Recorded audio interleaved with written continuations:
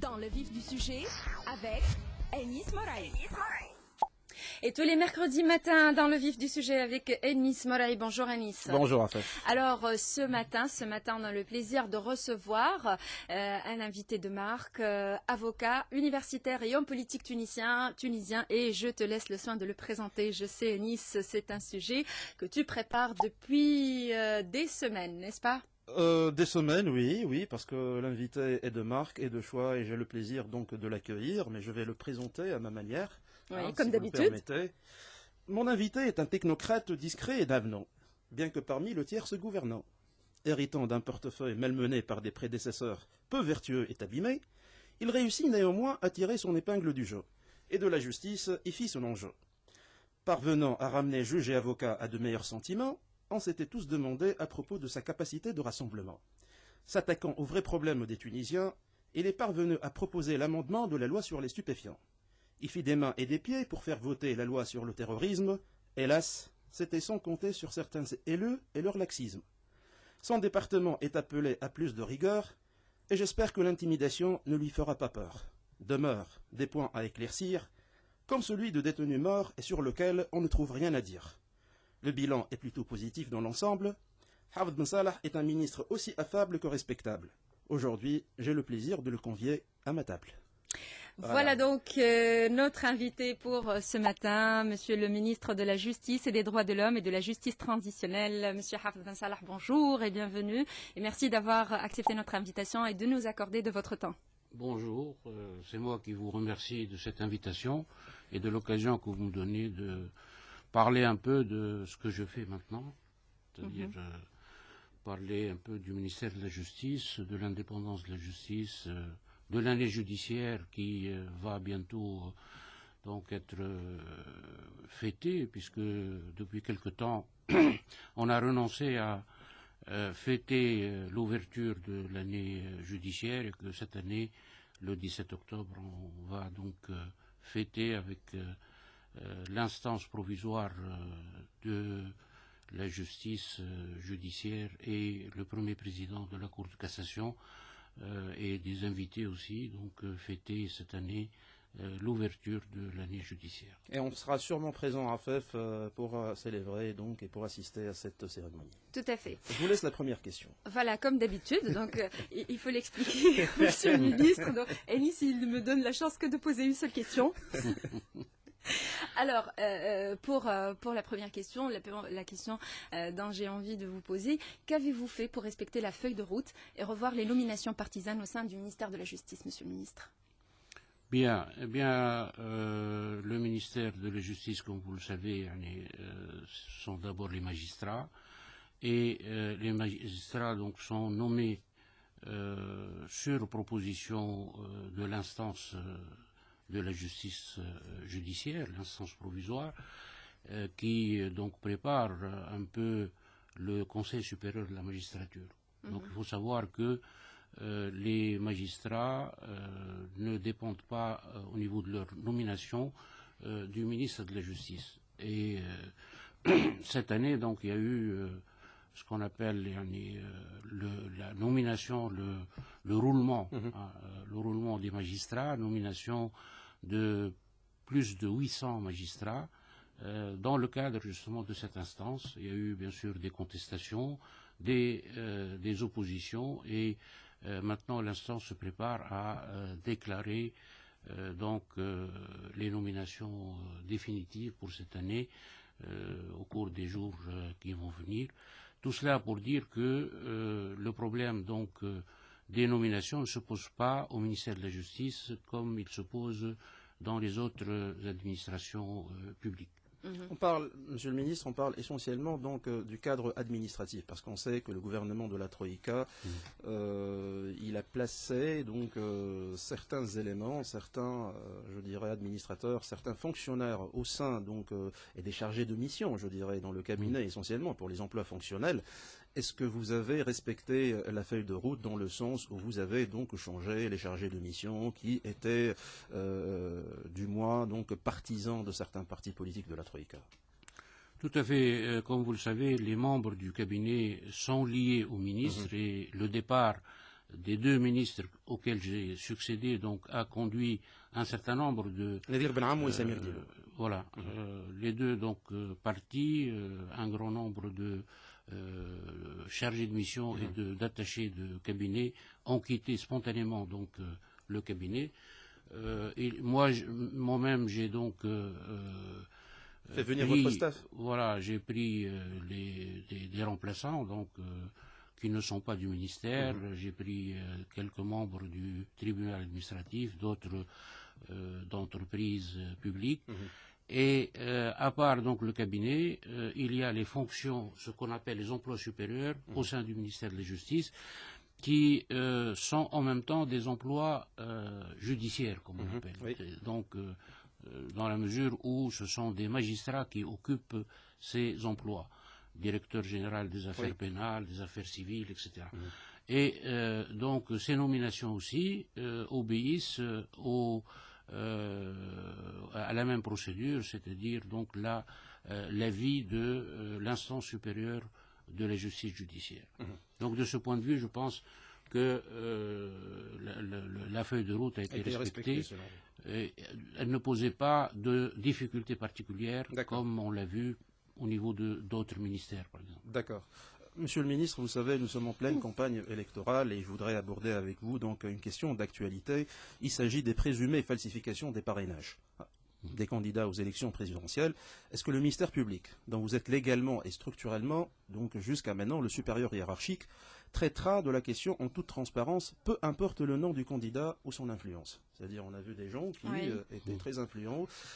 La question du parrainage taraude les esprits des Tunisiens à Afef, parce que des gens se sont retrouvés donc des parrains sans qu'ils ne le soient réellement, et beaucoup je dirais, d'affaires de plaintes sont portées devant la justice.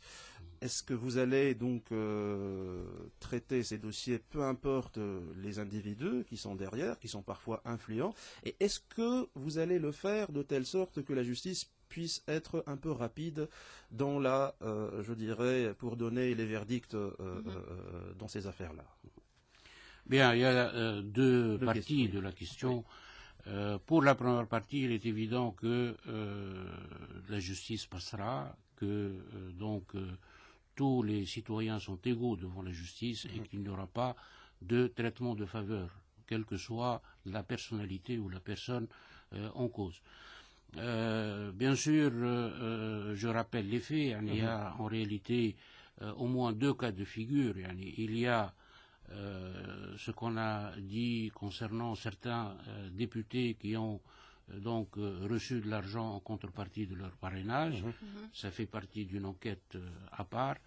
Et il y a les parrainages qui ont été donc fabriqués à partir de bases de données d'entreprise ou de société. Volé, on va dire, parce que Chafik Sarsar, le président de l'instance, est même donc est allé devant le parquet donc pour témoigner de ça. Voilà, il est allé devant le parquet parce qu'il a porté plainte, parce que l'ISI a porté plainte, et que dans ces conditions, on entend d'abord le plaignant. Donc c'est la procédure tout à fait normale. Et on suit la même procédure pour aussi les autres cas et les autres plaignants. Je n'ai pas de chiffres pour le moment, je ne sais pas quel est le nombre de plaignants, mais il paraît que ces plaignants sont répartis sur l'ensemble du territoire. Donc il n'y aura pas que le tribunal de Tunis pour statuer sur ce genre de plainte, mais il y aura aussi, à mon avis, à travers la République, d'autres juridictions qui en seront saisies. Ce que je veux dire, c'est que le ministère et le ministre particulièrement n'intervient pas dans le cours de la justice. Tout à fait, oui. Donc, je n'interviendrai pas ni pour accélérer, ni pour ralentir ce genre d'actions. Ce sont des actions publiques qui ont un cheminement connu et qui, donc, à mon avis, vont être menées comme toutes les autres actions.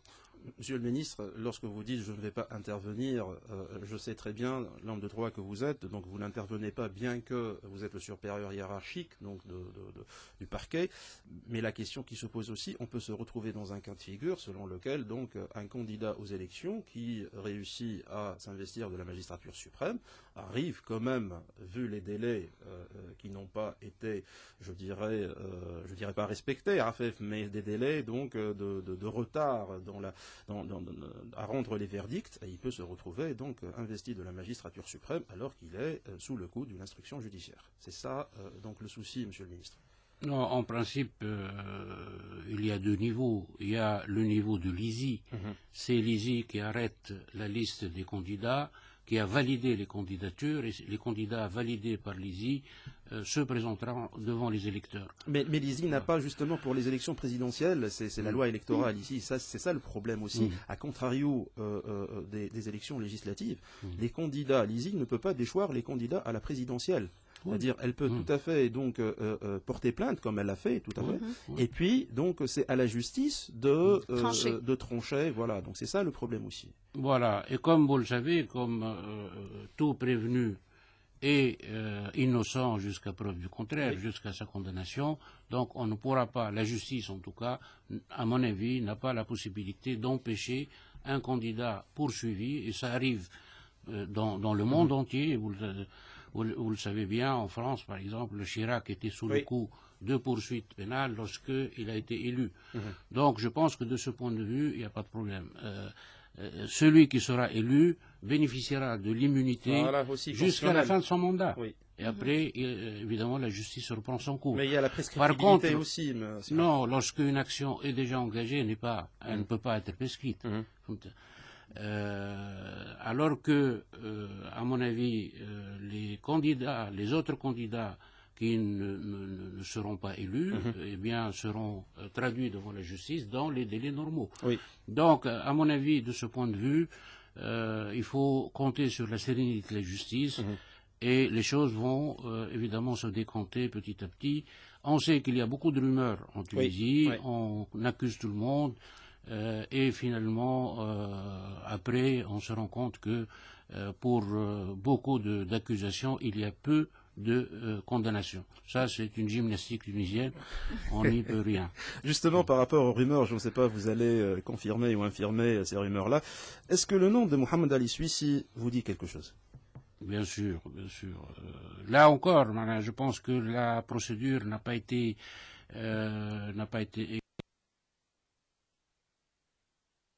respecté par les médias, dans la mesure où normalement on ne parle de torture qu'après l'expertise légale et après la fin de l'enquête. En Tunisie, il suffit que les parents ou les proches d'une victime, et on comprend le désarroi des proches, leur douleur, etc. Donc, dans ces moments difficiles, on peut dire des choses, on peut accuser à tort aussi d'autres, mais il ne faut pas que les médias relaient dans son intégralité, si vous voulez, cette douleur, etc. Et il faut que les médias aient le recul nécessaire pour ne pas accuser à tort des institutions ou des personnes. Ceci dit, moi, pour le moment, l'enquête n'est pas terminée, donc je ne peux pas me prononcer. Ce que je peux dire, c'est que la torture est condamnable, la torture est quelque chose d'horrible. J'ai toujours lutté contre, justement, les mauvais traitements, contre la violence, et je ne vais pas m'arrêter maintenant à le faire. Mais il ne faut pas non plus mélanger les genres, il faut aussi comprendre, analyser cette violence qui est souvent d'ailleurs partagée. Souvent il y a un climat de tension qui favorise la violence, et c'est sur ce climat que le gouvernement, que le ministère de la Justice essaye d'agir. Enis, est-ce que vous pouvez nous rappeler un peu les faits par rapport à ce qui s'est passé? Mohamed Ali Suissi est le deuxième détenu qui meurt dans des circonstances obscures, hein, on va le dire comme ça, on va le présenter tel que les organisations, parce que là il y a deux discours. Il y a le discours donc des officiels du ministère de la Justice, comme si Hafez, et puis donc les officiels du ministère de l'Intérieur qui disent que cette personne-là qui a été arrêtée donc dans une affaire et qui est morte, donc selon ses proches, on dit que c'est de la torture, on a torturé la personne. Bien évidemment, il y a pas uniquement les médias, c'est Hafez qui ont relayé cette info. Il y a aussi donc deux organisations, l'organisation contre la torture en Tunisie, le Radia Nasraoui, et puis l'association Liberté et Dignité, Hurriya wa Insaf, donc qui ont confirmé, je dirais, les traces de torture. Je ne sais pas comment ils l'ont fait. Est-ce qu'ils disposent donc d'un médecin légiste? Je ne le pense pas. Mais il y a deux, je dirais, tendances contradictoires selon la mort. Bon, les officiels, je dirais, de l'État, des pouvoirs publics ont dit que c'était une infection généralisée. Cette personne est morte d'une infection généralisée. Ça, c'est l'expertise médicale. C'est l'expertise médicale, voilà, sur la base de l'expertise médicale. Mais les associations, les parents des défunts, donc disent que c'était de la torture, que c'était donc des traces de torture. Voilà. Là, une enquête a été ouverte. On attend toujours, je dirais, l'aboutissement de ces enquêtes-là, et espérons que ce genre de traitement, donc, si jamais il s'avère donc qu'on a violenté, qu'on a torturé ces gens-là, ces détenus, ce n'est pas parce qu'ils sont des détenus, ils possèdent également des droits, comme tous les citoyens, ils purgent des peines, ils sont là pour payer ce qu'ils doivent à la société, mais ils doivent également avoir un traitement, je dirais, digne d'un être humain. Voilà. En tout cas, d'après les révélations du ministère de l'Intérieur, ils ont publié les conclusions de l'autopsie réalisée par le médecin légiste de l'hôpital Charles-Nicolle. D'après eux, c'est un syndrome septique systématique. Oui, c'est une infection généralisée grave. En tout cas, le ministère de l'Intérieur a publié les résultats de l'autopsie. Oui, c'est le ministère de l'Intérieur et le ministère de la Justice aussi, à travers la Direction générale des prisons, qui a aussi donc rendu un communiqué dans lequel elle rejoint tout à fait donc ce que dit le ministère de l'Intérieur. Voilà. Tout à fait. Dans ce cas-là, il y a deux enquêtes. Il y a une enquête qui se fait, une enquête administrative, et une enquête judiciaire. Et les deux dossiers, les deux enquêtes ont été donc entamées, et il faut donc que les résultats soient publiés. Effectivement, il y a un peu de scepticisme qui entoure justement la torture et l'attitude des pouvoirs publics vis-à-vis de la torture, et surtout l'attitude de la justice, à cause des retards enregistrés dans la publication ou dans la révélation des faits de manière officielle.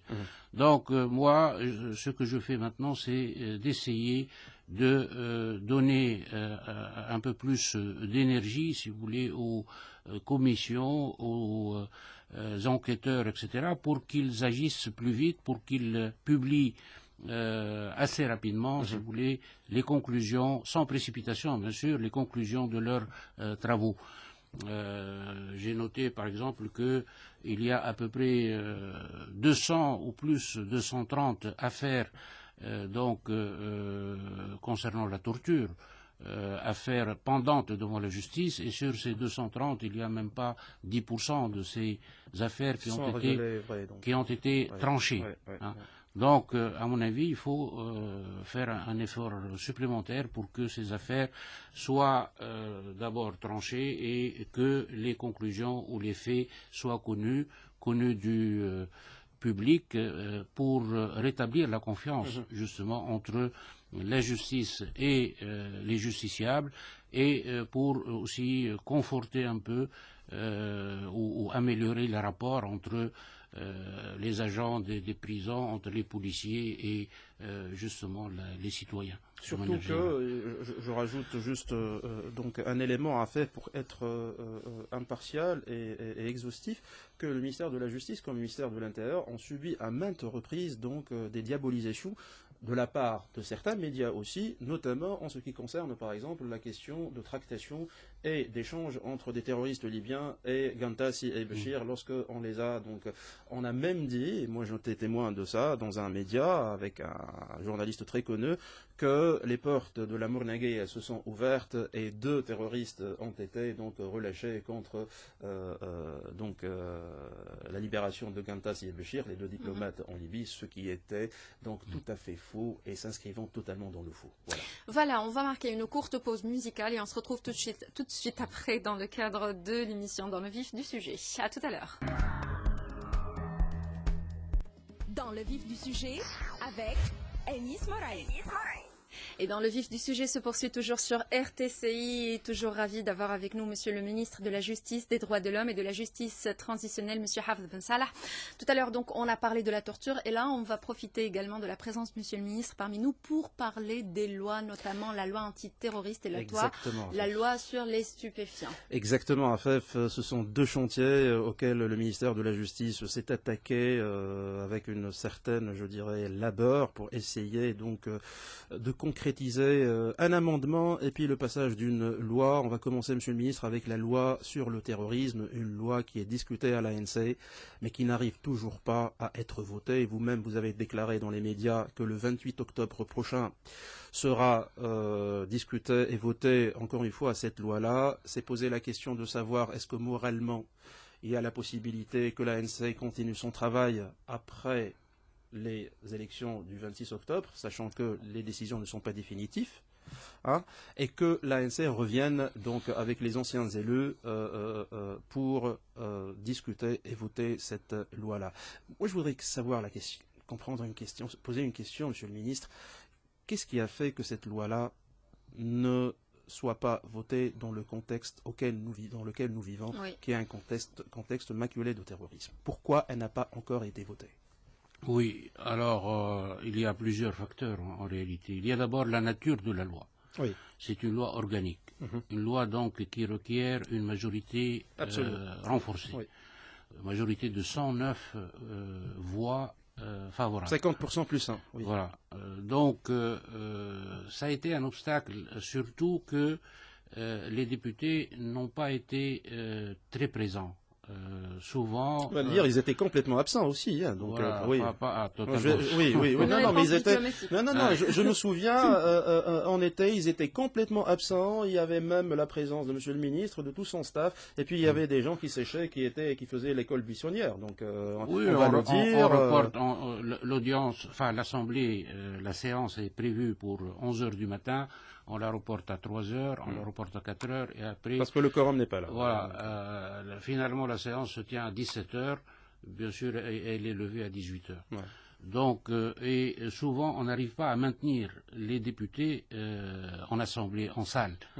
Donc, on commence par 135, on fait passer 2-3 articles, et après, bien, le nombre tombe à 90 et on lève la séance. Donc ça, je pense que c'est dû à un problème d'organisation, etc. Donc ça a aussi bloqué d'une certaine manière le déroulement du vote. Il y a un autre facteur aussi, c'est l'indiscipline alors des groupes parlementaires. Il y a une commission de conciliation qui a pour tâche donc de revoir les articles litigieux et de les mettre en harmonie, etc. Tout ce travail est fait donc de manière sérieuse, etc. Et quand on passe à l'Assemblée, eh bien, on trouve des votes contre, etc. Donc ceux qui ne respectent pas ce qui a été dit dans ce qui a été convenu donc en commission n'est pas respecté, n'est pas traduit au niveau du vote. Résultat, donc, on a eu des articles qui ne posaient aucun problème, des articles tout à fait techniques, etc., qui ne sont pas passés à cause justement de cette indiscipline au niveau des groupes parlementaires. Pourquoi je reste optimiste malgré tout? Je reste optimiste parce que les articles les plus importants, les articles qui ont fait l'objet de débats, etc., ont été votés. Donc, sur 130 articles, ou 135 articles, on a voté une quarantaine. Et les autres ne posent pas de problème, surtout que la commission de conciliation a travaillé et elle a réussi à aplanir toutes les difficultés. Donc, je me dis que si on peut travailler une semaine pleine à partir du 28, on peut finalement finir avec cette loi. Cette loi très utile et, à mon avis, très précieuse, parce qu'elle comporte entre autres la création d'un pôle judiciaire de lutte contre le terrorisme, parce qu'elle améliore les garanties et les libertés des prévenus, parce qu'elle donne aussi des moyens juridiques plus importants aux juges pour justement lutter contre ce phénomène tout à fait grave qui affecte notre société. On aura l'occasion sûrement de revenir avec vous, Monsieur le Ministre, par rapport donc aux détails de cette loi-là, une fois votée. Mais moi, je voudrais vous poser une question. Est-ce qu'il n'y a pas le souci de fuir la responsabilité de voter cette loi-là? Donc parce que on estime que certains ne veulent pas faire passer cette loi-là pour des considérations, donc je dirais électoralistes, voilà, on va dire ça comme ça, électoralistes, et ils se sont dit, laissons ceci à l'Assemblée qui viendra après de prendre ses responsabilités. Nous, quand même, on ne va pas endosser la responsabilité si jamais cette loi-là donc soit votée ou non votée. Est-ce que vous avez ressenti ce sentiment-là? Au contraire, moi j'ai le sentiment tout à fait opposé, dans la mesure où j'ai senti même beaucoup d'insistance. De la part de tous les groupes parlementaires? Non, il y a des groupes qui ont essayé au départ disons, de faire tomber la loi, et après ils ont quitté purement et simplement l'Assemblée, donc ils ne viennent plus. Ceux qui sont restés, à mon avis, étaient animés de bonnes intentions et voulaient arriver à la fin de la loi. Les circonstances mais ceux qui ont quitté, Monsieur le Ministre, excusez-moi, c'est les majoritaires. Non, ils ne sont pas majoritaires. Non, ceux qui ont quitté ne sont pas majoritaires. Et ils l'ont dit, pour eux, la loi n'est pas équilibrée, parce qu'il n'y a pas, s'il faut condamner le terrorisme des individus, il faut aussi condamner le terrorisme de l'État. Ils considèrent que l'État peut être aussi terroriste, etc. Et ils voulaient ajouter à la loi des dispositions, évidemment, qui changeaient complètement le sens de la loi.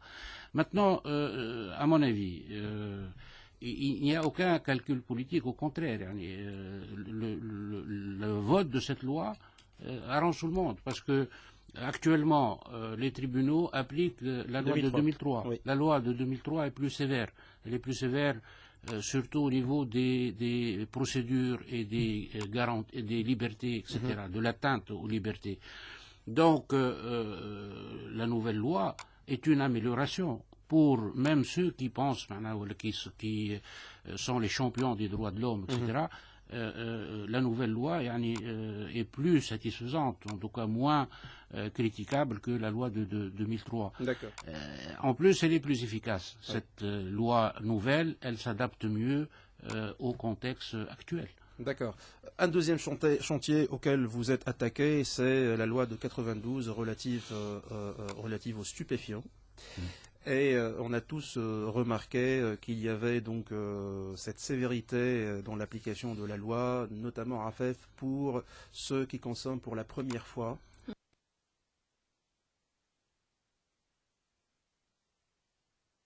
Et mieux, voilà, cas par cas. Cas par cas, voilà. Et ça peut aller, un sursis, une amende, etc. Donc, il y a un barème qui permet au juge de descendre jusqu'à une peine minimale, une peine juste symbolique. D'accord. Parce que le plus important, c'est d'attirer l'attention, à mon avis, de ce jeune et surtout de sa famille sur le problème. J'imagine que vous gardez les peines les plus graves pour les dealers, pour les récidivistes. On garde aussi, on renforce l'aspect curatif, pour ceux qui récidivent, etc., qui deviennent donc vraiment... Et qui se présentent pour d'eux-mêmes donc aux structures sanitaires. De même, ou bien qui sont fichés, parce qu'au bout d'une condamnation, à la deuxième, on est déjà drogué, considéré comme malade, etc. Et il y a une prise en charge médicale qui doit, à mon avis, être fournis à ces jeunes ou bien à ces consommateurs de manière générale, et surtout des peines très sévères, encore plus sévères, contre les trafiquants, ceux qui distribuent, revendent, etc. Ces drogues tout à fait nuisibles. Monsieur le ministre, je vais vous poser, si vous le permettez, à Afef, une dernière question. Oui. Vos projets après le gouvernement Jemara, est-ce que vous serez tenté par une nouvelle expérience de ministre, si jamais il y a des bruits dans les couloirs, dans les coulisses qui disent que éventuellement Mehdi Jemara ou son équipe sera reconduite après les élections, le gouvernement sera reconduit. Est-ce que vous serez prêt à jouer le rôle du ministre, encore une fois, dans un gouvernement post-électoral, ou est-ce que vous avez d'autres projets? Non, pour moi, c'est un service militaire. Et je ne vais pas devenir soldat. Hein. D'accord. Donc, je m'arrête, je pense, au moment où je dois transmettre à mon successeur ses responsabilités. Je ne suis pas un homme politique. D'ailleurs, parfois, quand je lis des écrits qui disent homme politique, en réalité, ça me fait sourire parce que j'ai jamais été homme politique. Je suis professeur. D'abord, je me sens concerné par ce métier et j'ai fait l'avocat. Je continuerai à faire l'avocat puisque maintenant, j'atteins l'âge de la retraite. Au mois de janvier, j'aurai droit à la retraite à l'université et je continuerai comme avocat pour le reste du chemin. Et c'est votre dernier mot? C'est mon dernier mot.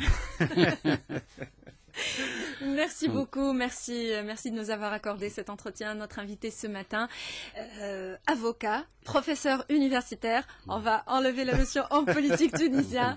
Il occupe le poste du ministre de la Justice, des Droits de l'Homme et de la Justice transitionnelle. Monsieur Hafez Ben Salah, merci de nous avoir accordé cet entretien. Et Nice, nous on se retrouve la semaine prochaine. Tout à fait, donc la semaine prochaine, mais n'oubliez pas aussi votre rendez-vous électoral, bulletin de vote tous les lundis, 17h30 voilà. 18h. On profite de l'occasion pour passer une pub. On est mieux servi que par soi-même. Exactement. Merci Nice, merci Monsieur le Ministre. Bonne journée à toutes et à tous. À 9h, le flash de l'actualité vous sera présenté par Mohamed Ali Cheib. Ensuite, le MAG avec Fatma Zairi. Quant à moi, je vous donne rendez-vous demain matin, toujours à partir de 6h dans le réveil malin de RTCI. Bonne journée à toutes et à tous. Au revoir et à demain. Dans le vif du sujet, avec Enis Moraï.